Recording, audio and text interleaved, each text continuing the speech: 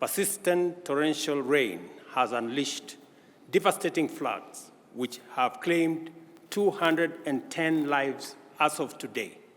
It has also caused injuries to many more and wreaked havoc on property, infrastructure, and livelihoods.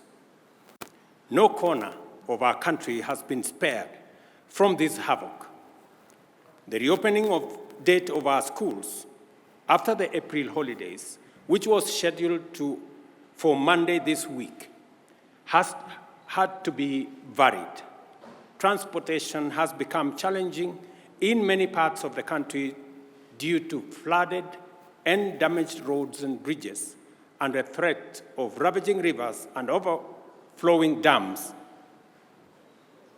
in downstream regions is immense. Water volumes in the Seven Forks Hydroelectric Power Dam have hit historic highs, with Masinga and Kiambere dams already spilling over through the managed spillways and threatening to overflow into neighboring settlements and causing devastation downstream in Garissa and Tana River counties. Sadly, we have not seen the last of this perilous period, as the situation is expected to escalate. The Meteorological Department and the IGAD Climate Prediction Application Center have issued a stark warning. Kenya may face its first ever cyclone. This cyclone, named Hidaya, could hit any time and is predicted to cause torrential rain, strong winds, and powerful and dangerous waves, which could potentially disrupt marine activities in the Indian Ocean and settlement along the Kenyan coast.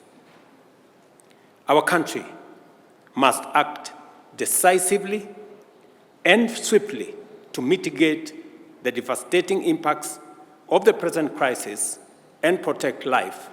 The loss of human life, displacement of people, and destruction of property has been most profound within fragile ecosystems, on which the government has taken the following steps.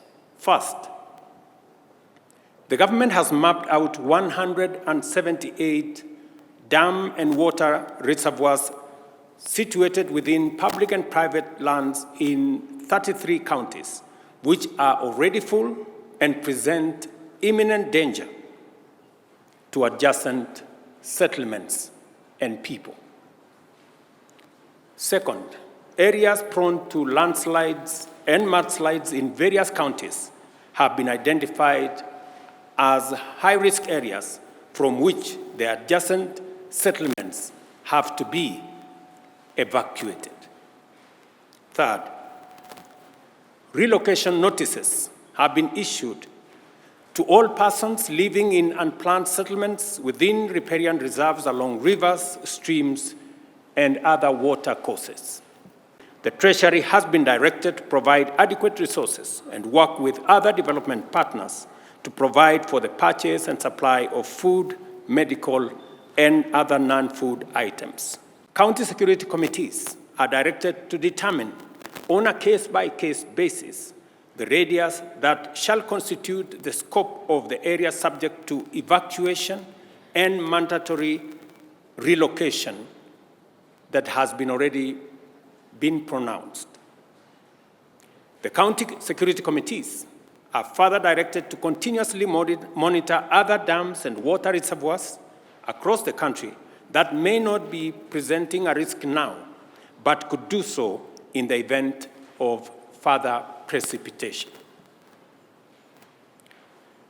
The Kenya Defence Forces and the National Police are directed to deploy resources, personnel, and equipment for carrying out coordinated public safety and risk mitigation operations in as many parts of the country as they have installations.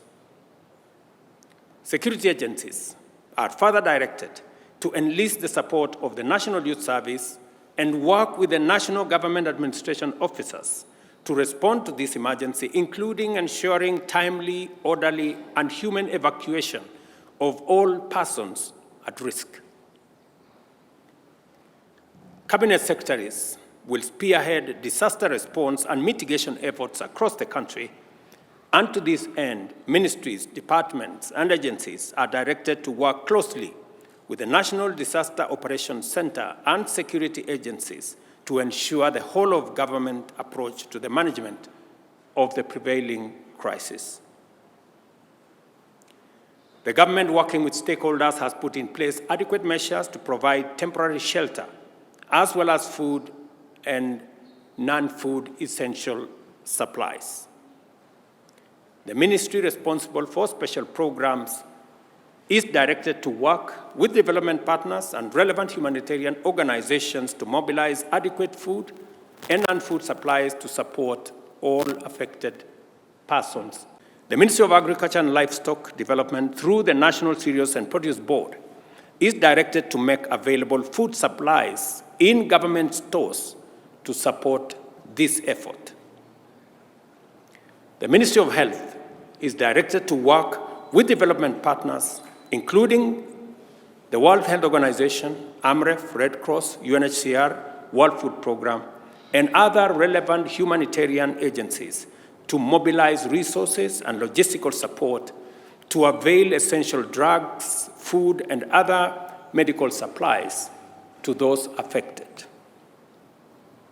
The Ministry of Interior is directed to coordinate the relocation and evacuation of the affected members of the public, identification of sites for temporary shelter for displaced persons, and supervise the overall support program. The Ministry of Education is directed to postpone the dates of reopening of all schools in the country for the second term until further notice.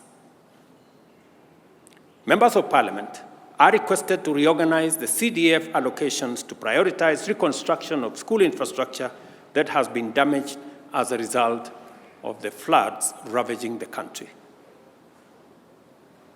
As the national government plays its role in dealing with the current situation, I request and urge county governments, development partners, and private sector to join in these efforts and provide support as, where, and when they can. In Nairobi, settlements in riparian reserves have complicated the response efforts and compounded and aggravated the risk to human life, safety, and property destruction. The Ministry of Interior is hereby directed to enforce the relocation notices issued earlier upon their expiry at 6:30 p.m. today. We appreciate and thank members of the public who are already cooperating with government on the evacuation and relocation effort that is underway. I want to mention specifically citizens in different parts. I saw, for example, in Dandora, citizens themselves volunteering, removing their structures, carrying their wares, carrying their furniture, and looking for places to store them. It is an encouraging development that citizens are part of the solution and they are participating in the evacuation and relocation efforts. Further, the government appreciates the goodwill demonstrated by thousands of individuals and institutions, volunteers, and others who have made tremendous input into alleviating the suffering and pain by those affected by the prevailing crisis. In the same spirit, the public is called upon to respect and adhere to safety alerts and interventions and to cease and desist from risking their lives or the lives of others by daring the force of nature. Kenyans must avoid endangering their lives by recklessly attempting to cross flooded rivers or drive on waterlogged roads. I extend my gratitude to the media for their commitment to contribute airtime worth Kenya shillings 100 million to support response to this crisis. The measures we are taking at present are aimed at responding to the current crisis in the immediate and the short term. For us to comprehensively address such a threat in the long term, we have to acknowledge and act to reverse the adverse effects of climate change. The current unprecedented crisis of floods that our country is experiencing, as well as the recent devastating drought our country faced, the worst in 40 years after 5 consecutive failed rains, is a direct consequence of our failure to protect our environment, resulting in painful effects of climate change as we are witnessing today. We'll remain in this cyclical crisis for a long time unless and until we confront the existential threat of climate change. Our climate action agenda is informed by the sad reality that our country's future remains under threat until we restore our degraded ecosystems, including forests, rivers, and wetlands. We must therefore remain committed to confront this existential challenge and do it head-on. It is imperative for us to prioritize environmental conservation efforts and implement aggressive reforestation and wetland restoration programs. Scientific evidence indicates that restoring our natural habitats is our best defense against escalating weather extremes. To this end, I urge you, fellow citizens, to sustain and intensify your positive response to the ecosystem restoration agenda, which aims to grow 15 billion trees nationwide within the next 10 years. This year's program on climate action agenda will be made public in the coming days. The Ministry of Environment and Climate Change and Forestry is hereby directed to immediately expedite the implementation of the Ecosystem Restoration Program and work with all ministries, departments, and agencies and other stakeholders to provide a whole of government, whole of society, whole of nation program. In the face of daunting challenges, immense threats, and unprecedented hazards, our nation has never faltered. The people of Kenya always stand with one another and work together to overcome adversity.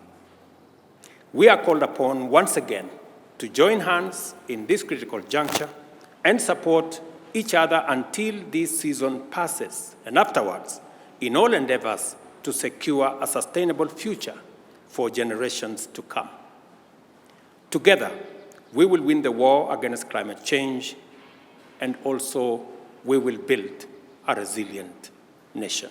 Members of the provincial administration, members of the national government administration officers, our security agencies are already working with communities, with county government officials on identifying the areas that citizens can be relocated to.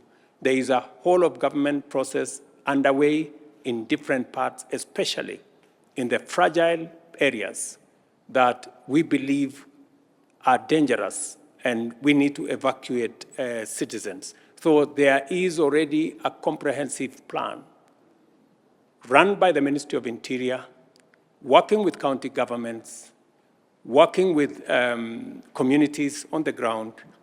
And that is why I was saying some community members have demonstrated tremendous patriotism and cooperation by being available to be evacuated, participating in the relocation exercise, and it is commendable that citizens themselves are taking charge of this process, working with members of the national government, the county government, and our security agencies. Wizara ya Elimu tayari iko na maagizo na maelezo ya vile mambo ya shule itaendelea kutoka hapa. Tumesema mashule yale yalikuwa yanatarajiwa kufunguliwa Jumatatu, sasa hayatafunguliwa mpaka pale mwongozo mpya utakapotolewa, na wizara inaelewa vile itashirikiana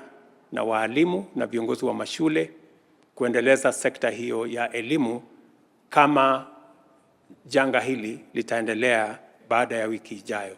Serikali itatoa mwongozo zaidi baada ya wiki ijayo.